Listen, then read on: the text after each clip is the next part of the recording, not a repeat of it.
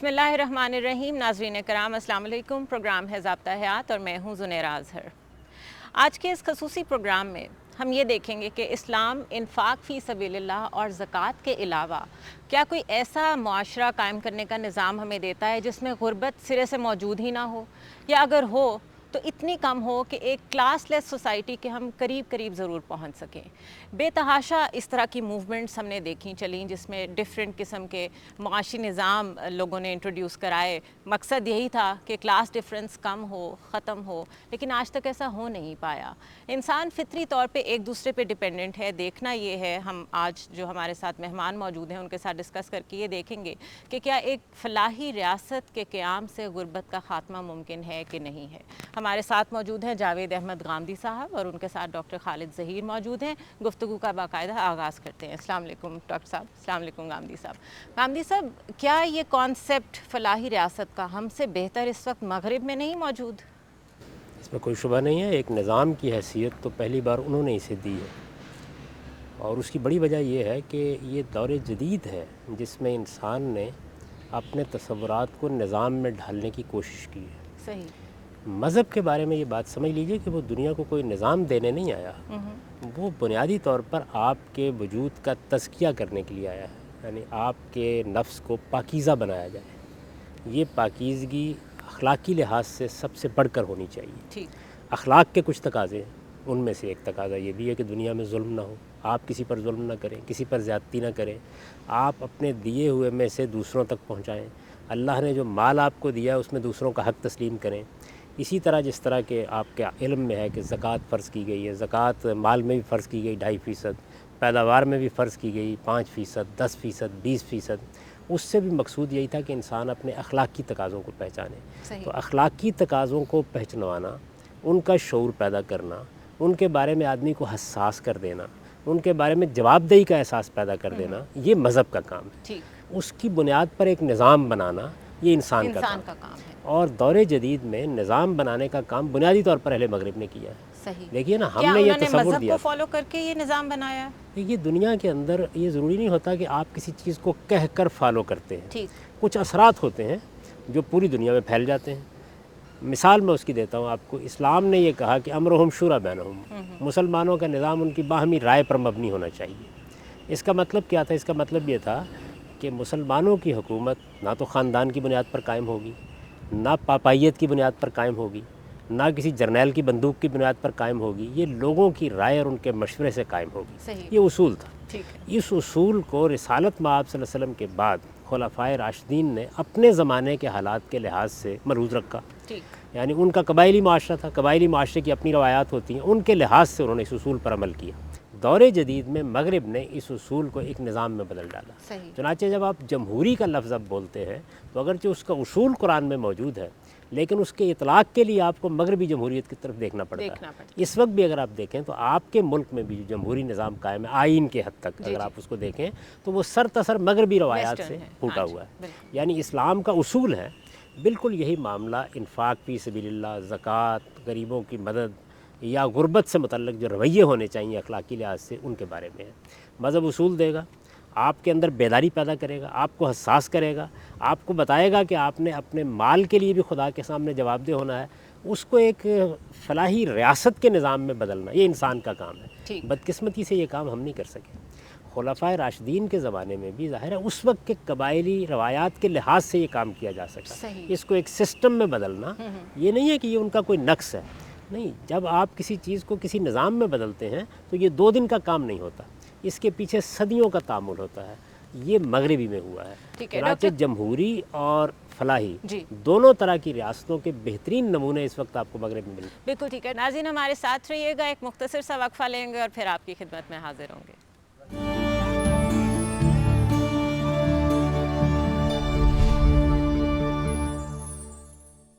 Welcome back नाजरीन, this is ज़ाब्ता Hayat exclusive. हम बात कर रहे हैं इस्लामी फलाही रियासत के कॉन्सेप्ट की और इससे गुर्बत का इलाज किस तरह मुमकिन है।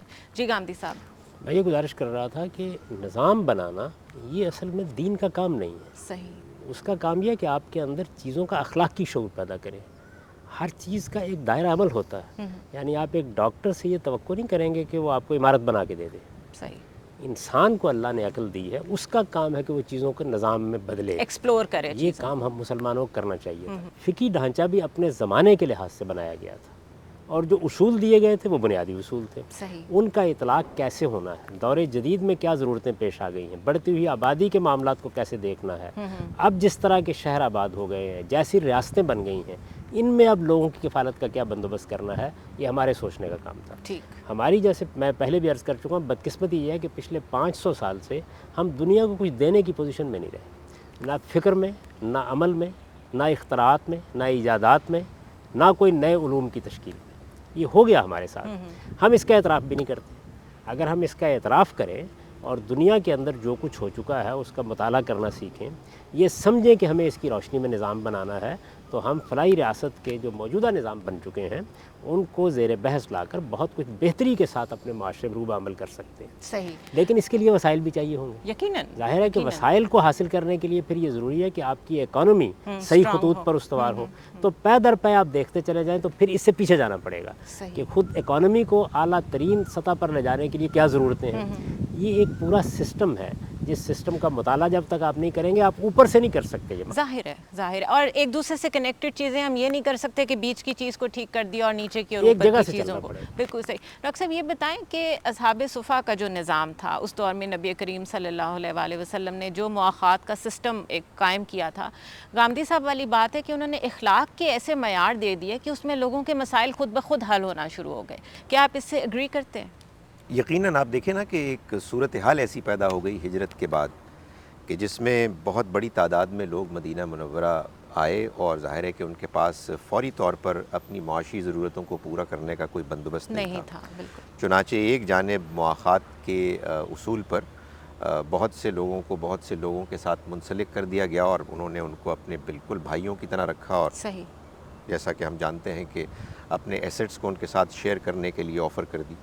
اور دوسری جانب ایسے غریب، انتہائی غریب لوگ بھی تھے کہ جن کو کہ اس اصول کے مطابق بھی کسی کے ساتھ نہیں رکھا جا سکتا تھا، تو ان کے لیے پھر صفہ کے نام پر ایک مسجد نبی کے ساتھ ہی ایک چبوترا تھا کہ جس میں وہ لوگ رہتے تھے، اور جو بھی ضروریات کے لیے صدقہ خیرات کا مال آتا تھا وہ ان کو دیا جاتا تھا اور ان کی ضرورتوں کو پورا کیا جاتا تھا. ظاہر ہے کہ یہ ایک مثال ہے اس چیز کی کہ جب کبھی بھی اس طرح کی صورتحال مسلمانوں کو پیش آئے گی تو وہ اپنے وسائل، اپنے حالات کے لحاظ سے بہترین حل تلاش کریں گے، اور اس میں خاص طور پر جو نبی اکرم صلی اللہ علیہ وسلم کا اپنا ایک طرز عمل تھا کہ جس میں آپ اپنی تمام ضروریات کی قربانی دے کر ان لوگوں کو ترجیح دیتے تھے کہ جو اصحاب صفہ تھے اور غریب لوگ تھے.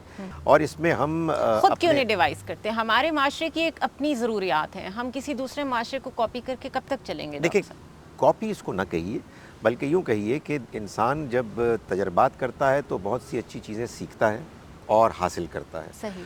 ہمیں نہ اپنے اندر یہ رکاوٹ رکھنی ہے کہ اگر کسی دوسرے نے کوئی ہم سے بہتر کام کیا ہے تو ہم اس سے لرن نہ کریں. صحیح. اور نہ ہی ہم کو نقالی کرنی چاہیے. یقیناً ہمیں اپنے حالات کے لحاظ سے بہترین حل تلاش کرنے ہیں، اور ہمیں یہ دیکھنا ہے کہ دور جدید میں وہ دوسرے ممالک اور معاشرے کے جن میں اس طرح کی پرابلمز پیش آئیں انہوں نے اس کو کیسے حل کیا. یقیناً وہ حل ایسا تھا کہ جس میں بہت سی خوبیاں وجود میں آئیں اور اس میں بہت سی خامیاں رہ گئیں.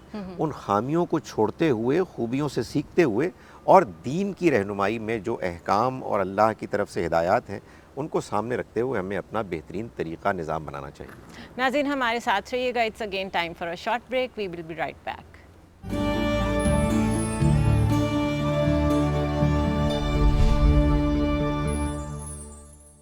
ویلکم بیک ناظرین. جاوید احمد گامدی اور ڈاکٹر خالد ظہیر کے ساتھ یہ ہمارا اسپیشل پروگرام ہے. گامدی صاحب یہ بتائیے کہ زکوٰۃ کا حکم انفرادی ہے یا اجتماعی ہے؟ زکوٰۃ ایک اجتماعی چیز ہے، یعنی انفرادی آپ اس لحاظ سے کہہ سکتی ہیں کہ یہ مجھ پر لازم ہوتی ہے بحیثیت ایک فرد کے. اگر کوئی نظم اجتماعی نہ بھی ہو تو مجھے ادا کرنی ہے. صحیح. لیکن جب مسلمانوں کا کوئی اجتماعی نظم بن جائے گا، ان کا معاشرہ منظم ہو جائے گا، ان کی ایک باقاعدہ ریاست وجود میں آ جائے گی، تو پھر یہ ریاست کا حق ہے. یہ ہر حال میں مجھے ریاست کو ادا کر دینا ہے. اگر ریاست اس کے لیے اصرار کرے گی تو میں انکار نہیں کر سکتا، اور یہ بالکل اسی طرح مجھ سے وصول کر لیا جائے گا جس طرح جدید ریاستیں ٹیکس وصول کرتی ہیں. اصل میں زکوٰۃ ہے کیا؟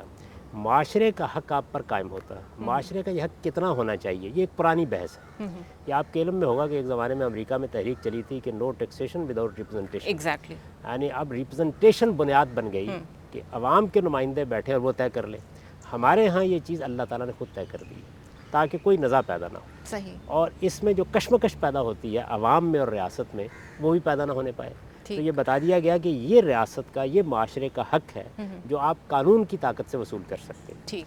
लेकिन इसका ये मतलब नहीं कि बात यहाँ ख़त्म हो जाती है, बल्कि इसके साथ दूसरी बात फ़र्द को मुखातब करके कही है कि तुम्हारी ज़ाती, कारोबारी हाल और मुस्तकबिल की ज़रूरतों से ज़्यादा जो कुछ है वो माशरे का हक है, और अगर तुम उसको अदा नहीं करोगे, यानी वो हक सामने आ गया और तुमने अदा नहीं किया, तो ये तुम्हारा सोना और चांदी और तुम्हारे ज़ेवरात जो कुछ तुम्हारे पास मौजूद हैं, इससे तुम्हारी पीठें और तुम्हारे चेहरे दाग दिए जाएंगे। क्या बिल्कुल ऐसा ही है। तो ये कुरान की सख्त तरीन आयत है। सूरह तौबा में इतनी सख्त बात के बावजूद गांधी साहब, देखने में तो ये आता है कि कुछ लोग भी मजबूर हो गए हैं, क्योंकि इतने टैक्सेस हमारी गवर्नमेंट ने हम पे लगा दिए, हम ऐसे हालात से गुजर रहे हैं। इस चीज़ का तयन कौन करेगा कि क्या मेरी ये बसात है कि मैं ज़कात देने के बाद भी इतने सारे टैक्सेस दूँ? इसकी वजह यही है ना कि हमने कभी ज़कात को इस हैसियत से देखा ही नहीं कि वो इज्तिमाई तौर पर हमारी ज़रूरतों को कैसा पूरा करेगी।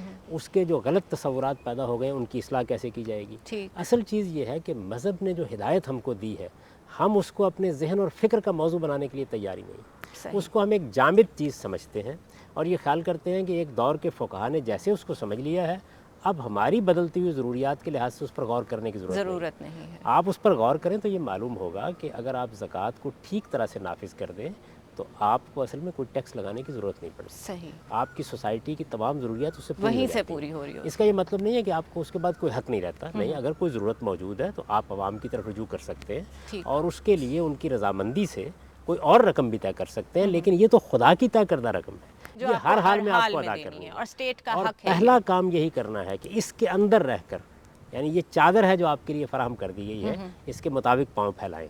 रियासत भी अपना निज़ाम इसके मुताबिक चलाए और इसके मामले में ये देखें कि कहाँ कहाँ लोगों ने इंटरप्रेट करने में गलती की है, उसकी इस्लाह करें, सर जोड़ कर बैठें।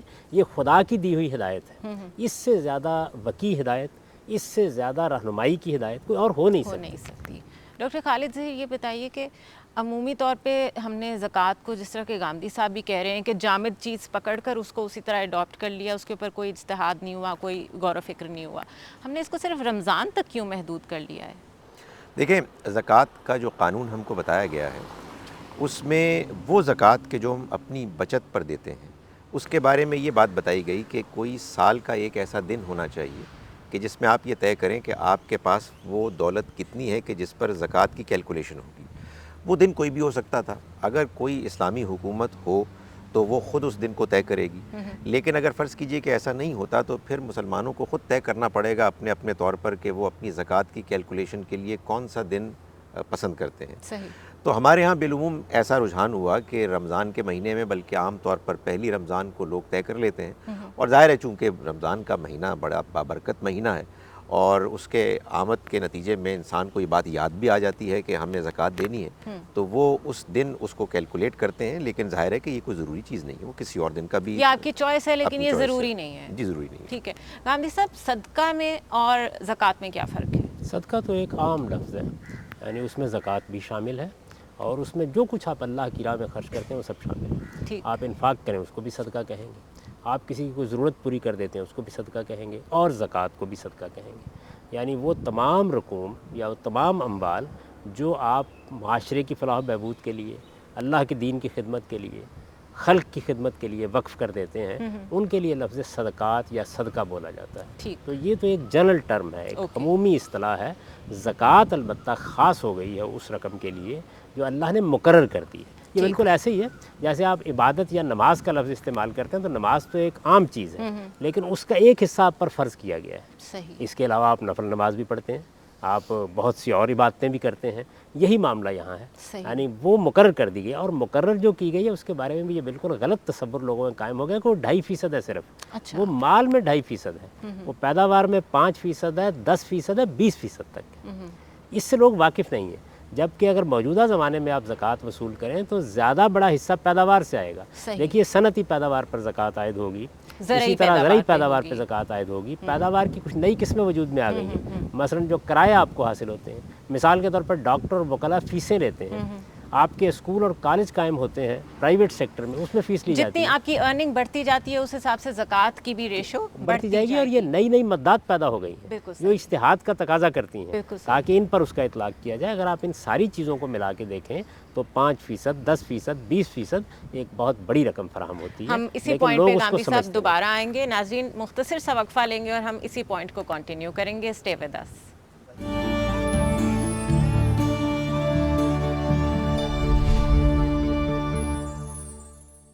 ویلکم بیک ناظرین، ایک دفعہ پھر ہم آپ کے سامنے ہیں ضابطہ حیات ایکسکلوسیو میں. گاندھی صاحب، آپ نے بڑی زبردست انفارمیشن دی ہے کہ زکوٰۃ کے نظام کو جو بالکل جامد کر دیا گیا ہے کہ یہ صرف 2.5% ہے. ایسا نہیں ہے، جتنی نئی انڈسٹریز لگ رہی ہیں، جتنے نئے کارخانے، جو کچھ بھی وجود میں آ رہا ہے اس کے مطابق اس کا پھیلاؤ ہوتا جائے گا. تو کیا یہ کہنا چاہیے کہ اس میں ہمیں ریگولر بیسس پہ اجتہاد کی ضرورت ہے؟ کیونکہ دنیا میں تو روز تبدیلیاں آ رہی ہیں، نئی نئی چیزیں آ رہی ہیں، کمانے کے نئے نئے طریقے نکل رہے ہیں. اجتہاد تو ہوا اور پانی کی طرح ہماری ضرورت ہے. صحیح. ہر وقت کرنا ہوتا ہے، دونوں پہلوؤں سے کرنا ہوتا ہے. یعنی شریعت نے ایک حکم دے دیا آپ کو، آپ نے اس کا سوسائٹی پر اطلاق کرنا ہے. صحیح. سوسائٹی بدلتی رہتی ہے، بالکل. اس کے احوال بدلتے رہتے ہیں، تو اطلاق کے طریقے بھی بدلنے پڑتے ہیں. نئی نئی صورتیں پیدا ہوتی رہتی ہیں، ان میں نئے راستے نکالنے پڑتے ہیں.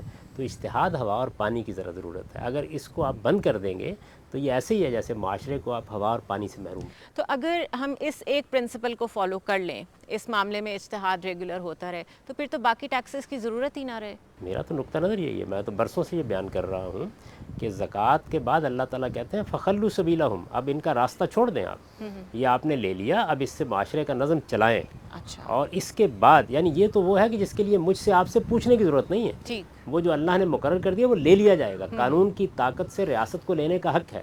اس کے بعد مجھ سے پوچھنے کی ضرورت ہے. پھر میری مرضی کے بغیر مجھ سے کچھ نہیں لیا جا سکتا. لیکن اگر ضرورت ہے تو پھر معاشرے کی مرضی معلوم کرنی پڑے گی. اس کا ہم نے موجودہ زمانے میں ایک بڑا اچھا نظام بنا لیا. اب ہم اپنے ریپرزنٹیٹو منتخب کرتے ہیں، پارلیمنٹ وجود میں آتی ہے. اس وجہ سے اس میں بھی آپ مزید کوئی ٹیکس لگانا چاہتے ہیں تو لگائیں گے. لیکن یہ ضروری ہے کہ پہلے آپ بتائیں کہ جو کچھ زکوٰۃ کے طور پر اللہ تعالیٰ نے مقرر کر دیا ہے کیا کمی واقع ہو گئی، یعنی کیا اس سے آپ کی ضروریات پوری نہیں ہو رہی، اور اس میں اجتہاد کر کے نئے اطلاقات کریں. جیسے میں نے آپ کے لیے حکومت ان لوگوں کو جواب دہ بھی ہے جو اللہ کا یہ حق حکومت کو پے کر رہے ہیں. وہ تو جو کچھ بھی حکومت کرے گی اس کے لیے اس کو جواب دہ ہونا چاہیے. یعنی یہاں اللہ کے سامنے بھی جواب دہ ہے، عوام کے سامنے بھی جواب دہ ہے. اس کو جواب دہی کے احساس ہی کے ساتھ سب کام کرنے ہوتے ہیں. بالکل ٹھیک. ڈاکٹر صاحب یہ بتائیے کہ کیا یہ صدقہ، خیرات، زکوٰۃ یہ سب کچھ کرتے ہوئے بتانا ضروری ہوتا ہے؟ کیونکہ عموماً آج کل تو یہ بہت دکھاوا بن چکا ہے. گھروں کے باہر لمبی لائنیں لگی ہوئی ہیں، کھانا بانٹا جا رہا ہے، جبکہ سننے میں آتا ہے کہ بہترین طریقہ تو یہ ہے کہ ایک ہاتھ سے دیں تو دوسرے کو خبر نہ ہو. یقیناً ایسا ہی ہونا چاہیے. اور یہ نہ جانے کیوں ہمارے ہاں بات مشہور ہو گئی کہ جس شخص کو آپ زکوٰۃ دیں پہلے آپ اس کو اچھی طرح سے آگاہ کریں کہ یہ زکوٰۃ کا پیسہ ہے. نہیں، ایسا ہرگز نہیں ہے. زکوٰۃ دینے کے لیے یا صدقات انفاق کرنے کے لیے ضروری ہے کہ جو دینے والا ہے اس کی نیت اچھی ہو. صحیح. اور جس کو دیا جا رہا ہے وہ واقعی اس کا مستحق ہے اور اس کی عزت نفس مجروح کیے بغیر اس کو دیا جائے.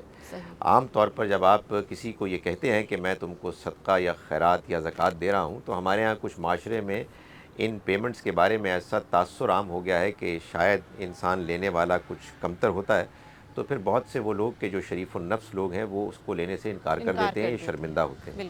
تو ایسا تو آج کے دور میں بالکل ہی نہیں کرنا چاہیے. ظاہر ہے کہ انسان کو اپنی انویسٹیگیشن ضرور کرنی چاہیے کہ جس کو میں دے رہا ہوں وہ لینے کا مستحق ہے یا نہیں ہے. لیکن بس وہ دے دے اس کو، اور اس کو اگر یہ کہہ کے بھی دے دے کہ بھائی تم میرے بھائی ہو اور بس تم اس کو لے لو اور اللہ تعالیٰ تمہاری اور مزید مدد کرے اور میرے لیے دعا کرو، یہ بہت کافی ہے. اچھا ڈاکٹر صاحب، ویسے جب ہم زکوٰۃ کسی کو دیتے ہیں تو ہمارے ذہن میں یہی ہوتا ہے کہ ہم کوئی بہت بڑی نیکی کر رہے ہیں، بہت بڑا ثواب کما رہے ہیں، جبکہ زکوٰۃ کا جو کانسیپٹ گاندھی صاحب بیان کر رہے ہیں وہ تو حق کی شکل میں کر رہے ہیں کہ یہ حق ہے تمہارے مال میں ان لوگوں کا جو خود کفیل نہیں ہے کسی بھی معاملے میں. اس کانسیپٹ کو کس طرح چینج کیا جائے سوسائٹی میں؟ اس کانسیپٹ کو چینج کرنے کے لیے سب سے پہلے تو لوگوں کو آمادہ کرنا چاہیے کہ وہ قرآن مجید کو پڑھیں، سمجھ کے پڑھیں، اور اللہ تعالیٰ نے جو کچھ بیان کیا ہے اس کو مانیں اور اس کی روشنی میں جو دینی رویے اختیار کرنے ہیں اس کے مطابق ڈھالیں. تو یہ تو قرآن مجید میں بار بار کہا گیا ہے کہ اللہ کے ماننے والے بندے ایسے وہ ہوتے ہیں کہ فی اموالہم حق معلوم، جن کے اموال میں ایک طے شدہ حق موجود ہے، للسائل والمحروم، سوال کرنے والے اور محروم لوگوں کے لیے. تو ظاہر ہے کہ یہ اللہ کا بیان ہے, اللہ تعالیٰ کا ارشاد ہے, اس کو جب ہم قرآن میں پڑھتے ہیں تو اس کے بعد کوئی دوسرا تصور انسان کے ذہن میں نہیں آنا چاہیے. غامدی صاحب یہ بتائیے کہ جو اصول وضع کر دیے ہیں قرآن پاک میں اللہ تعالیٰ کی ذات نے, ان کو اڈاپٹ کرنے سے ایک فلاحی ریاست آٹومیٹکلی وجود میں آ جاتی ہے, یا ان اصولوں کی آگے مزید انٹرپریٹیشن اور جس طرح آپ نے کہا ریگولر بیسس پہ اجتہاد کرنے کی ضرورت ہے, وہ سب ہم پہ چھوڑ دیا گیا ہے؟ نہیں, وہ ہم پر چھوڑ دیا گیا ہے, ہمیں اس کی روشنی میں نظام بنانا ہے. دیکھیں ان اصولوں کو آپ ایک بار پھر تازہ کر لیں. زکوٰۃ مقرر کر دی گئی ہے, مال میں بھی, پیداوار کی تمام صورتوں میں بھی, 2.5%, 5%, 10% اور 20% تک. آپ کو یہ بتا دیا گیا ہے کہ جو کچھ آپ کی حال مستقبل کی اور کاروباری اور ذاتی ضرورتوں سے زائد ہے وہ سوسائٹی کا حق ہے. آپ کو اس کو سوسائٹی کا حق سمجھ کر اپنے پاس رکھنا ہے. اگر آپ سوسائٹی کی ضرورت کے موقع پر اسے ادا نہیں کریں گے تو وہ آپ کے لیے جہنم میں عذاب کا ذریعہ بن جائے گا. یہ بتا دیا گیا ہے. آپ کی جو میراث ہے اس کے بارے میں ایک مفصل قانون دے دیا گیا ہے کہ اسے ہر حال میں تقسیم ہو جانا ہے. کسی جگہ پر بھی یہ نہیں ہے کہ آپ اسے سینت کر رکھ سکتے ہیں یا ایک جگہ جمع کر کے رکھ سکتے ہیں. جو اس کے حقدار ہیں ان تک آپ کو پہنچانا ہے. یہ بتا دیا گیا ہے کہ جو املاک ریاست کے پاس ہوتی ہیں, قومی املاک, ان کو ریاست کے پاس رکھنا چاہیے, کیونکہ جب آپ نجی شعبے کے حوالے اس کو کر دیتے ہیں تو وہ لازماً اغنیا میں پہنچ جاتی ہے. تو اس وجہ سے اس میں بتایا گیا کہ وہ اجتماعی ضرورتوں کے لیے, تاکہ آپ کے ہاں نجی شعبے کے ساتھ ساتھ ایک پبلک سیکٹر بھی موجود رہے اور وہ اتنا قوی ہو کہ وہ غریبوں کی ضرورتوں کو پورا کر سکے. یہ چند بنیادی باتیں جو بتا دی گئیں, ان بنیادی باتوں کا تعلق اخلاقی اصولوں سے ہے. اللہ نے رہنمائی فرما دی. اب اس کی روشنی میں آپ کو ایک سسٹم بنانا ہے, ایک نظام بنانا ہے. وہ سسٹم بنائے بغیر آپ فلاحی ریاست نہیں قائم کر سکتے. اس کے لیے عقل استعمال کرنی پڑے گی, اور اس کے لیے دنیا میں جو تجربات ہوئے ہیں ان سے آپ کو فائدہ اٹھانا چاہیے. بالکل ایسے ہی ہے. دیکھیے سائنس میں کچھ ایجادات ہو گئی, یعنی سائنس اب ارسطو کے زمانے میں نہیں کھڑی, وہ آج کے زمانے میں پہنچ چکی ہے. تو کیا اگر آپ سائنسی تحقیق کرنا چاہیں تو آپ اس سارے پس منظر کو نظر انداز کر کے تحقیق کریں گے؟ نہیں, پہلے آپ اس سب کچھ کو سمجھیں گے, اس کے بعد آگے بڑھیں گے. یہی معاملہ سوشل سائنسز میں بھی ہوتا ہے. جو ترقی اس میں ہو گئی ہے اس کو آپ پڑھیں, اس کی اسٹڈی کریں, دیکھیں دنیا نے کیا تجربات کیے ہیں. جیسے آپ جمہوریت میں کر رہے ہیں. دیکھیے جمہوریت میں بھی مختلف ملکوں نے طرح طرح کی تبدیلیاں کر رکھی ہیں, بالکل اپنے مطابق اس کو ٹیلر میڈ کیا. جمہوریت کی ماں تو بہرحال برطانیہ کا پارلیمانی نظام ہے, بالکل وہاں سے پھوٹی ہے جمہوریت. اب کہنے والے تو کہتے ہیں کہ وہ 1215 کے میگنا کارٹا سے شروع ہو گئی. اس نے ایک لمبا سفر طے کیا. 1215 سے لے کر آج کے زمانے تک صدیاں گزری ہیں. اس میں ایک سسٹم بنا ہے. آپ اس سسٹم سے فائدہ اٹھائیں, پھر دیکھیں کہ جو سسٹم اس وقت دنیا میں ہیں, یورپی ممالک میں قائم ہیں, ان میں کہاں کہاں کوئی خامی ہے, کیا ہم اس کو دور کر سکتے ہیں. اس میں کوئی اصولی خلا تو نہیں, اس کو ہم پر کر سکتے ہیں. اسی طرح علم آگے بڑھتا ہے. غامدی صاحب, اگر برطانیہ کی ہم بات کرتے ہیں کہ برطانیہ کا جو نظام ہے وہ جمہوریت, مدر آف آل ڈیموکریسیز کہلاتا ہے, تو یہ بھی تو دیکھنا چاہیے کہ ان کا کانسٹیٹیوشن تو ان ریٹن ہے. ان کے ٹریڈیشنز اتنے ڈیموکریٹک اور اتنے اسٹرانگ ہیں کہ ان کو اس کو لکھنے کی ضرورت ہی نہیں پیش آئی. تو کیا اس کا مطلب ہے کہ بات وہیں پر جاتی ہے جو اسلام کہتا ہے کہ پہلے اخلاقیات کی سطح پہ اپنے آپ کو آپ ایک بلند تر درجے پہ فائز کریں, اس کے بعد کوئی اصول وضع کریں؟ یہ اخلاق تو انسانیت کی بنیاد ہے. انسان میں اور جانور میں جو بنیادی فرق واقع ہوتا ہے وہ اخلاقی شعور سے پیدا ہوتا ہے. صحیح. یعنی مجھے صرف 5 حواس نہیں دیے گئے, جس کو حواس خمسہ آپ کہتے ہیں. یہ 5 سینسز نہیں ہے, محض ایک چھٹی بھی ہے, اور وہ میرا حادثہ اخلاقی ہے. اس سے انسان اگر محروم ہو جاتا ہے تو پھر وہ جانور ہے. اس وجہ سے اخلاقی اصولوں کا ادراک کرنا, ان کو متعین کرنا, یہ بنیاد ہے انسانی معاشروں کے آگے بڑھنے کی. یہ لازماً ہوں گے. مغربی معاشرے کے بارے میں بھی ہم کو سمجھنا چاہیے کہ اس میں کچھ بنیادی اقدار ہیں جن کو مان لیا گیا ہے. وہ اقدار کچھ مسیحیت کی دین ہیں اور کچھ بعد کے مفکرین نے متعین کی ہیں. ان اقدار پر مغربی معاشرہ انتہائی حساس ہے. ان پر وہ ادنا درجے کوئی مصالحت کرنے کے لیے تیار نہیں. اصل میں ان کا سارا نظام ان اقدار سے بنا ہے. لیکن وہ تمام اقدار اگر آپ ان کے اندر اتر کر دیکھیں تو وہ اصل میں انسان کو مرکز بنا کر قائم کی گئی, انسانیت کی بنیاد پر. ناظرین ہمارے ساتھ رہیے گا, ایک مختصر سا وقفہ لیں گے اور پھر آپ کی خدمت میں حاضر ہوں گے.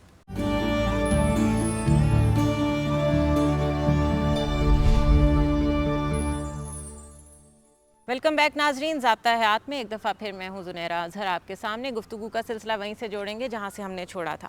ڈاکٹر صاحب یہ بتائیے کہ یہ جو زکوٰۃ, خیرات, یہ جو بھی نظام ہے جو کہ ایک دوسرے کی بہتری کے لیے, ایک دوسرے کے دکھ سکھ کو جاننے کے لیے ہیں, اس کی ایک بہت بڑی بنیاد ہے کلوز سوسائٹی, جس میں ہمارا ایک دوسرے سے رابطہ قائم ہوتا ہے. بے شمار احادیث ہیں ہمسایوں کے حقوق کے بارے میں, رشتہ داروں کے حقوق کے بارے میں. لیکن آپ کو نہیں لگتا کہ ابھی تو ہمارا ایک دوسرے سے رابطہ ہی کٹ گیا ہے؟ ہمیں کہاں سے پتہ چلنا ہے کہ کسی کی ضرورت کیا ہے؟ یقیناً جو دور جدید کی تبدیلیاں رونما ہوئی ہیں، جن میں خاص طور پر بڑے بڑے شہروں کا وجود میں آنا، اس تبدیلی نے ہمارے اندر یہ کمزوری پیدا کر دی ہے کہ ہم ساتھ میں رہنے والے ہمسائے سے بھی واقف نہیں ہیں. رشتہ دار اتنے دور دور رہتے ہیں کہ ان سے عام طور پر برس ہا برس گزر جاتے ہیں اور آپ ملاقات نہیں ہوتی. اچھا ڈاکٹر صاحب، سوری آپ کی بات کاٹ رہی ہوں، لیکن اب تو یہ بھی ہو گیا ہے کہ جو شخص ذرا سی ترقی کر جاتا ہے وہ اپنے غریب رشتہ دار کے ساتھ اپنا تعارف، اپنا نام بھی سننا پسند نہیں کرتا. یعنی ان میں سے بعض جو پرابلمز ہیں وہ تو کچھ تبدیلی کی وجہ سے ہوئی ہیں، اور بعض وہ ہیں کہ جو ان تبدیلیوں کے نتیجے میں جو ہمارے اندر اخلاقی کمزوریاں اور نمایاں ہو گئی ہیں اس کی وجہ سے ہیں. دونوں کا علاج ڈھونڈنا چاہیے. یقیناً جب نئی تبدیلی آتی ہے تو اس کے بعد کچھ چیلنجز سامنے آتے ہیں، اور ظاہر ہے کہ ایک مسلمان کے لیے ایک بہت بڑا چیلنج یہ ہے کہ جب شہر بڑے ہو گئے، آبادیاں بدل گئیں، تو اب اس کے بعد جو ہمارے دین کے تقاضے ہیں وہ پورے ہونے میں دشواری آ رہی ہے. صحیح. ہمسایوں سے ہمیں واقف ہونا چاہیے، اس کے لیے ہمیں کوشش کرنی چاہیے. ظاہر ہے کہ جب مسلمان مسجد میں باقاعدگی سے جائے گا تو وہ پرابلم تو وجود میں نہیں آ سکتی. اس کا مطلب یہ ہے کہ ہم مسجد میں نہیں جا رہے ہیں، اس کا مطلب یہ ہے کہ ہم ایک دوسروں سے متعارف نہیں ہو رہے ہیں.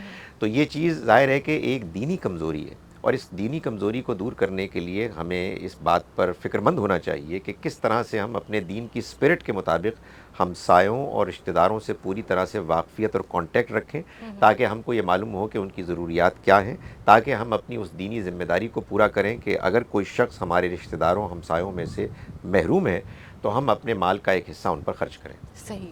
گاندھی صاحب یہ بتائیے کہ کمیونزم پہ اصل اعتراض کیا ہے؟ فطرت کے خلاف. انسانی فطرت اس کو قبول نہیں کرتی کہ اجتماعی نظم ہی کے انسینٹو سے آپ سب کام کریں گے. انسان کے اندر اللہ تعالیٰ نے ایک غیر معمولی دائیہ رکھا ہے کہ وہ خود اپنی ترقی چاہتا ہے، چیز کو اپنا سمجھنا چاہتا ہے، اور جب اپنا سمجھتا ہے تو اس کے بعد اس کے ساتھ اس کے تعلق کی نوعیت بھی تبدیل ہو جاتی. یعنی آپ یہ دیکھیے، ہم سب انسان ہیں، ایک دوسرے کے بھائی ہیں، ایک دوسرے سے محبت کرتے ہیں، لیکن اس کے باوجود اگر مجھے یا آپ کو بھی یہ معلوم ہو کہ لاہور کی فلاں سڑک پر ایک حادثہ ہو گیا ہے تو ہم غمزدہ ہوں گے، پروگرام ختم کر کے بھاگ نہیں کھڑے ہوں گے. لیکن اگر یہ معلوم ہو کہ اس حادثے میں میری ماں یا میرا باپ یا میرا کوئی عزیز ہے تو نوعیت بالکل تبدیل ہو جائے گی. کیوں؟ آخر اس کی وجہ یہ ہے کہ آپ کا ایک تعلق خاطر ہے ان کے ساتھ. بالکل یہی معاملہ اصل میں کاروبار، مال، ملکیت کے ساتھ پیدا ہوتا ہے.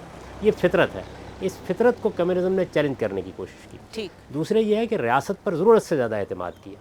ریاست کو بھی انسان چلائیں گے، اور انسان جب کسی نظم کو چلاتے ہیں تو وہ انسان ہی ہوتے ہیں، اور انسانوں کے ساتھ شیطان بھی لگا ہوا ہوتا ہے. صحیح. اس وجہ سے میرے نزدیک جو فطری طریقہ ہے وہ یہ ہے کہ ایک طرف معاشرے میں افراد کو آزادی حاصل رہے، جیسے کہ کیپٹلزم میں ان کو آزادی حاصل ہوتی ہے، یعنی مارکیٹ اکانومی فطرت کے قریب تر ہے. اور دوسری جانب وہ اخلاقی اصول جو اسلام نے آپ کو دیے ہیں، ایک طرف وہ فرد کے اندر پوری طاقت سے جاگزین کیا جائے، اور دوسری طرف ریاست اپنی ذمہ داریوں کو، معاشرہ اپنی ذمہ داریوں کو محسوس کرے.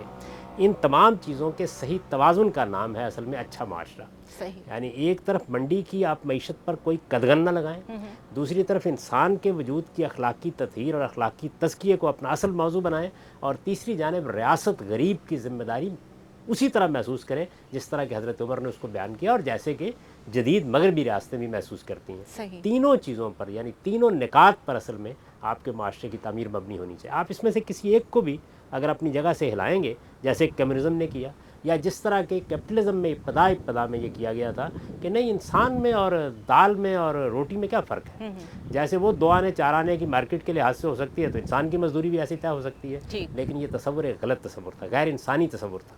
میں اس سے پہلے ایک سوال کے جواب میں یہ عرض کر رہا تھا کہ انسان کو مرکز بنا کے انہوں نے اپنے معاشرے کی تعمیر بنیاد رکھی ہے. بالکل. ہمارے ہاں خدا مرکز ہے، اور ہمیں خدا کے کنبے کی حیثیت سے پوری انسانیت کو دیکھنا ہے. یعنی ہم اپروچ دوسری جگہ سے کرتے ہیں اور اس کے نتیجے میں بہت سی تبدیلیاں بھی آتی ہیں، لیکن جو ہدف حاصل کرنا ہے وہ یہ ہے کہ سوسائٹی کے اندر زیادتی نہ ہو، ظلم نہ ہو، انسانوں کے ساتھ حسن سلوک ہو، مساوات ہو، ہمدردی ہو، مساوات ہو، اور عدل کے ساتھ سوسائٹی کو چلایا جائے. یہ جو بنیادی اقدار ہیں یہ مذہب نے دے دی، چند بنیادی اصول دے دیے، چند بنیادی احکام دے دیے.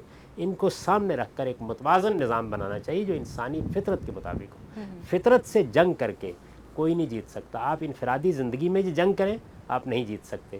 کمیونزم نے اجتماعی سطح پر یہ جنگ کر کے دیکھ لی، وہ بھی اس میں شکست تھا. ڈاکٹر صاحب، جس طرح گاندھی صاحب کہہ رہے ہیں کہ آپ بالکل ایک جامد چیز کو اٹھا کے اس کو اسی طرح ہر دور میں نہیں اپنا سکتے، उस तरह किसी भी निज़ाम को कुरान में से उठा के, किसी भी असूल को उठा के उसी तरह लागू कर देना मुमकिन नहीं है, क्योंकि हालात बदलते रहते हैं। तो जो लोग ये तकाज़े करते हैं और इसी को शरीयत का नाम देते हैं, उनके लिए बताइए कि उनकी सोच को कैसे तब्दील किया जाए। देखें, कुरान के उसूल और कुरान के हुक्म को तो लाज़िमन हमें इख्तियार करना है। जो बात वाज़ेह करने वाली है वो ये है कि कुरान मजीद का उसूल और उसका हुक्म अगरचे के हमेशा के लिए है, उसकी एप्लीकेशन में हमें ज़माने के बदलते हुए हालात के पेश नज़र कुछ मुख्तलिफ़ स्ट्रेटजीज़ इख्तियार करनी होंगी। यानी अल्लाह का हुक्म है कि ज़कात हमको देनी है। अब इस ज़कात को वसूल करने के लिए हम आज क्या सिस्टम अडॉप्ट करेंगे और उसकी पेमेंट का हम क्या निज़ाम इख्तियार करेंगे, ज़ाहिर है कि हमारे पास इख्तियार में ये अब ज़माना बदलेगा तो नए तकाज़े सामने आ जाएंगे। इस रास्ते में कोई रुकावट खड़ी नहीं करनी चाहिए, इसलिए कि इसका मकसद ये है कि हम अल्लाह के हुक्म और उसके बताए हुए उसूलों को बेहतर से बेहतर तरीक़े के साथ इख्तियार करें। वरना होगा ये कि हम अल्लाह के हुक्म और उसके उसूल के नाम पर उसको गैर मौसर बना देंगे, महज़ तक़लीद की वजह से, महज़ इस वजह से कि चंद इंसानों ने किसी ज़माने में इसको एक ख़ास तरीके से अडॉप्ट किया था, तो अब हम उसके पाबंद हैं। ऐसा करना दीन के मंशा के ख़िलाफ़ है। ठीक है गामदी साहब, बहुत बहुत शुक्रिया आपका। डॉक्टर खालिद ज़हीर, आपका भी बहुत बहुत शुक्रिया। नाज़रीन, प्रोग्राम आपने देखा, हम डिस्कस ये कर रहे थे कि क्या इस्लाम हमें एक मुकम्मल निज़ाम देता है या कुछ असूल ऐसे देता है जिनको सामने रखते हुए हमने अपने ज़माने की तब्दीलियों को सामने रखते हुए ऐसे निज़ाम को ख़ुद तरतीब देना है जो हमें सूट करता हो, ज़माने की तब्दीलियों के मुताबिक चलता हो। तय ये पाया कि अल्लाह ताला की ज़ात ने इज्तिहाद को बहुत ज़रूरी करार दिया है। हमें वक्त के साथ साथ अपनी अकल को इस्तेमाल किए बगैर ये नहीं कर सकते, एक किताब में से एक असूल उठाया जो आज से 200 साल पहले कहीं अप्लाई होता था और इस दौर में भी उसको वैसे अप्लाई करने की कोशिश करें। हाँ, ये ज़रूर है कि इसके लिए हमारे अंदर स्पिरिट इस्लामिक होना बहुत ज़रूरी है। हमारे अंदर ये चीज़ होनी बहुत ज़रूरी है कि इखलाकियात ही वो बुनियादी चीज़ है जिसकी बेस पर अच्छी नीयत के साथ कोई भी किया हुआ काम यकीनन कामयाब होगा। हमें इजाज़त दीजिए। अल्लाह हाफ़िज़।